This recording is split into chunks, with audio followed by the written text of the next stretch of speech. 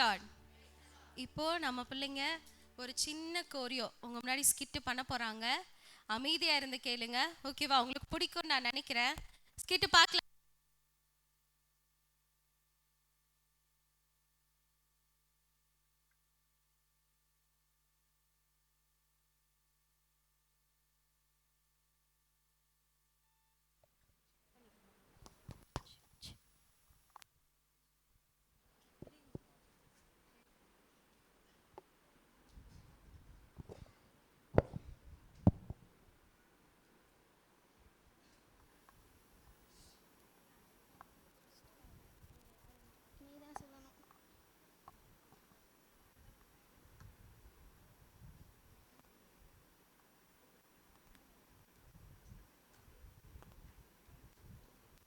கிருபை பெற்றவளே,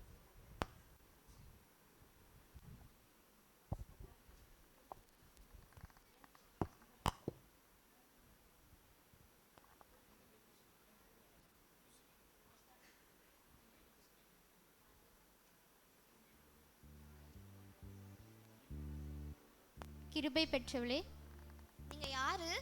நான் தான் கேப்ரியல் தூதர் பேசுகிறேன். நான் உங்களை பைபிள்ல தானே படிச்சிருக்கேன். இப்போ நேர்லயே வந்துட்டீங்க. ஆமாம், நீ பெற்ற ரட்சிப்பின் சந்தோஷத்தை உன் ஃப்ரெண்ட்ஸுக்கும் நீ சொல்லணும்ல. அதுக்கு நாங்கள் என்ன பண்ணணும்? இந்த வீக்கெண்ட் நடக்கிற யூத் ஃபெஸ்டிவலுக்கு நீ உன் ஃப்ரெண்ட்ஸ் எல்லாத்தையும் இன்வைட் பண்ணணும். அம்மா, நம்ம கூப்பிட்டா யாருமே வரமாட்டாங்களே, நம்ம என்ன பண்றது? சரி வா, நம்ம ட்ரை பண்ணி பார்க்கலாம்.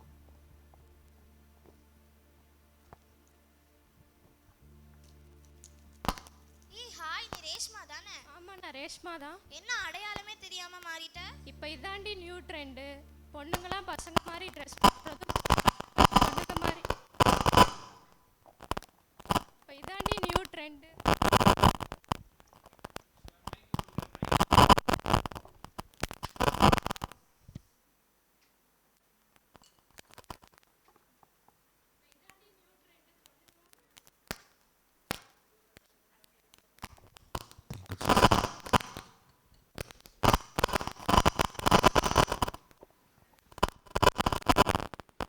Jesus.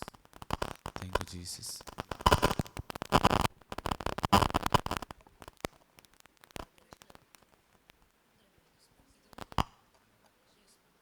Thank you, Jesus. Praise Lord. Hi Reshma. Hi Tania. என்ன ஆளே தெரியாம மாறிட்ட? இப்போ இதாண்டி நியூ ட்ரெண்டு. பொண்ணுங்களாம் பசங்க மாதிரி ட்ரெஸ் போடுறதும் பசங்களாம் பொண்ணுங்க மாதிரி லாங்காக ஹேர் வளர்க்குறதும் இயரிங் போடுறதும் ட்ரெண்ட் ஆயிடுச்சு. எப்படி இருக்கு என் நியூ ட்ரெண்டு? சகிக்கல. என்னது? அதெல்லாம் ஒன்றும் இல்லை. இந்த வீக்கெண்ட் எங்கள் சர்ச்சில் ஒரு யூத் ஃபெஸ்டிவல் நடக்குது, அதுக்கு நீ வரணும். சர்ச்சுக்கு வரணுமா? ஆமாடி.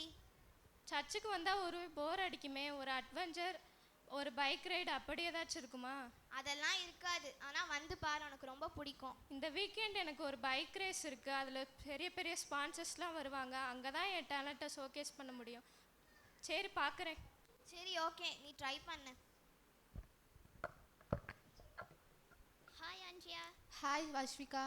எப்படி இருக்க? நல்லா தாண்டி இருக்கேன். இப்போ என்னென்ன பண்ணிட்டு இருக்க? என்ன யூடியூப் சேனல்லாம் எப்படி போகுது? அது நல்லா தான் போய்கிட்டு இருக்கு. இப்போ நெக்ஸ்ட் vlog பண்ணணும், ட்ரோல் பண்ணணும், நிறைய இருக்கு. 1 மில்லியன் சப்ஸ்கிரைபர் 2 மில்லியன் சப்ஸ்கிரைபராக மாற்றணும். உன்கிட்ட ஏதாச்சும் கண்டென்ட் இருக்காடி? என்கிட்ட கண்டென்ட்டா? ஆமாடி, பாத்ரூம் டூர் வேற போட்டாச்சு, ஆனாலும் ரீச்சே பண்ண முடியல. ஏதாச்சும் கண்டென்ட் இருக்கா? அதெல்லாம் எனக்கு தெரியாது. எங்கள் சர்ச்சில் இந்த வீக்கெண்டு யூத் ஃபெஸ்டிவல் நடக்குது, நீ கண்டிப்பாக வரணும். சரி, டைமிங் சொல்லு. 9 to 4. ஓகேடி, இதை வச்சு ட்ரீலாம் ரோல்லாம் பண்ணிட்டேன்னா 1 மில்லியன் லைக் ரீச் ஆயிடும். சரி, வரேன்டி. என்னது? வரேன்டி.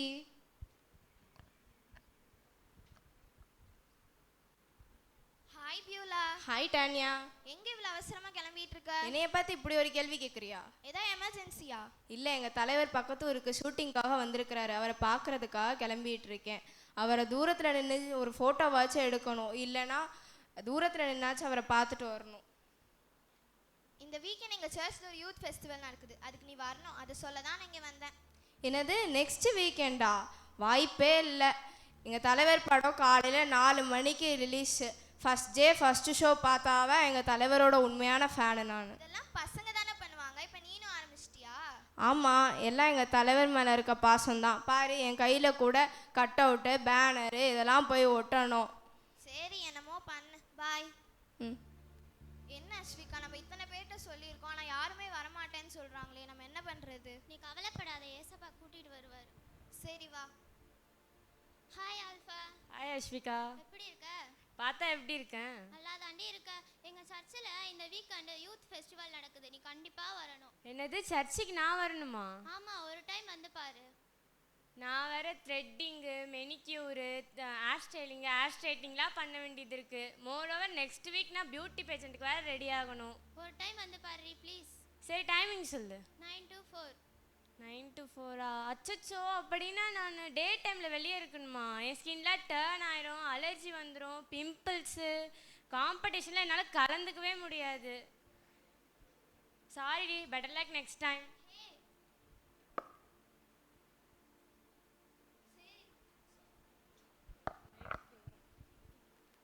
சரி வா, நம்ம சனாட்ட போய் சொல்லலாம்.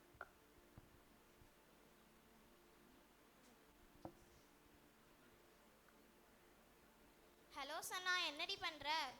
நான் நல்லா தாண்டி இருக்கேன். இப்போ நீ எதுக்கு கால் பண்ண? என்னை டிஸ்டர்ப் பண்ணிட்ட. என்னது டிஸ்டர்பா?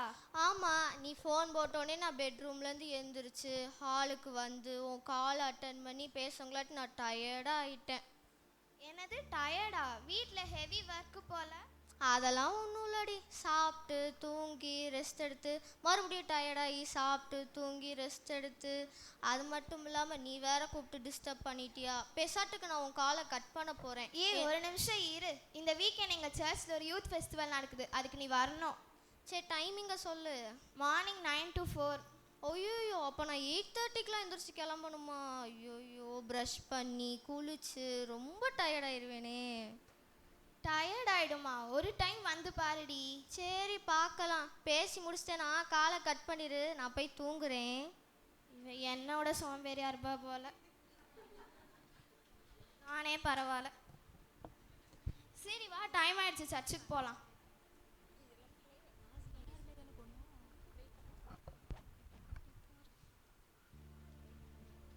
யாரும் வரமாட்டாங்க போல, நம்ம மட்டும்தான்.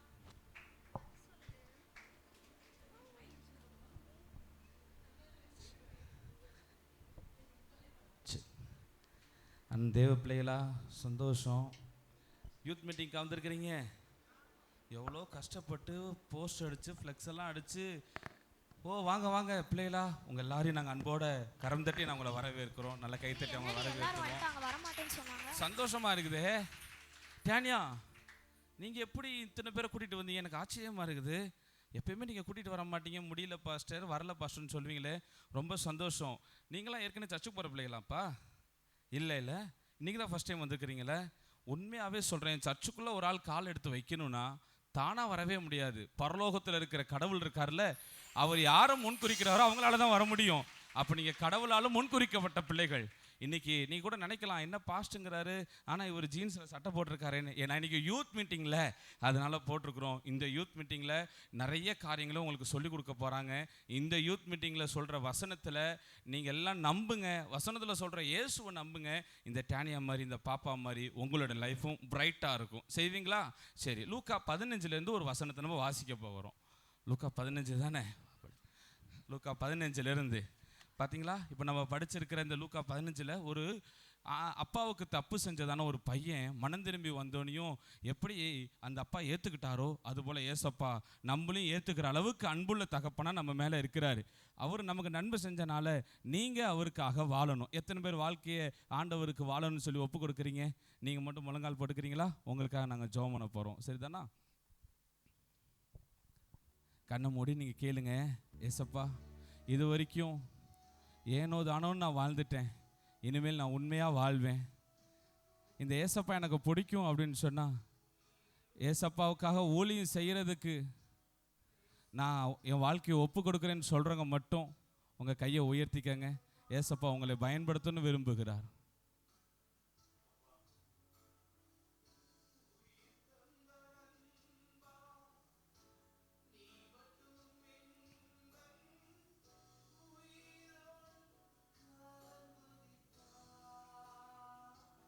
சேர்ந்து பாருங்களா?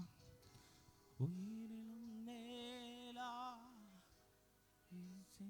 நண்பன் துரோகியாய் மாறிடினும் உயிர் தந்த நண்பா நீ மட்டும் எந்தன் உயிரோடு. இந்த யூத் மீட்டிங்ல வந்திருக்கிற எல்லாரும் கையை உயர்த்தி சொல்லுங்க பார்க்கலாம். ஏசப்பாவை பார்த்து ஸ்நேகிதா உம் அன்பு கொள்ளை கொள்ளுதே. ஸ்நேகிதா ஸ்நேகிதா உம் அன்பு கொள்ளை கொள்ளுதே. நல்லா கிளாப் பண்ணி அவங்கள ஒரு என்கரேஜ் பண்ணிருங்களேன்.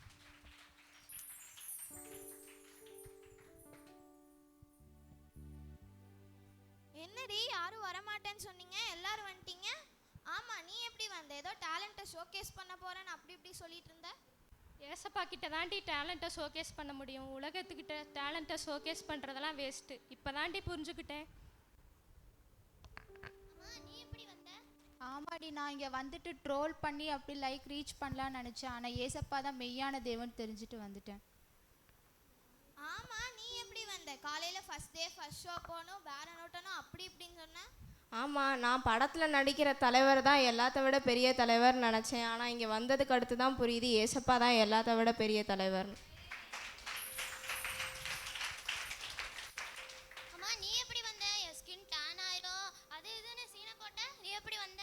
நான் நினச்சேன் மேக்கப் போடுறது தான் அழகு அப்படின்ட்டு. ஆனால் இங்கே வந்த பிறகு தான் தெரியுது மெய்யான அழகே ஏசப்பா மட்டும்தான்னு. ஃபோனை கட் பண்ணவே அப்படி சீன் போட்டா. இப்போ எப்படி வந்த? நம்ம எப்பயுமே சோம்பேறியாக இருக்கிறத விட ஏசப்பாக்காக அது கொஞ்சமாவது பிரிஸ்காக இருக்கலாமே அப்படின்ட்டு வந்துட்டேன். ஓ, எழுப்புதல் எழுப்புதல்.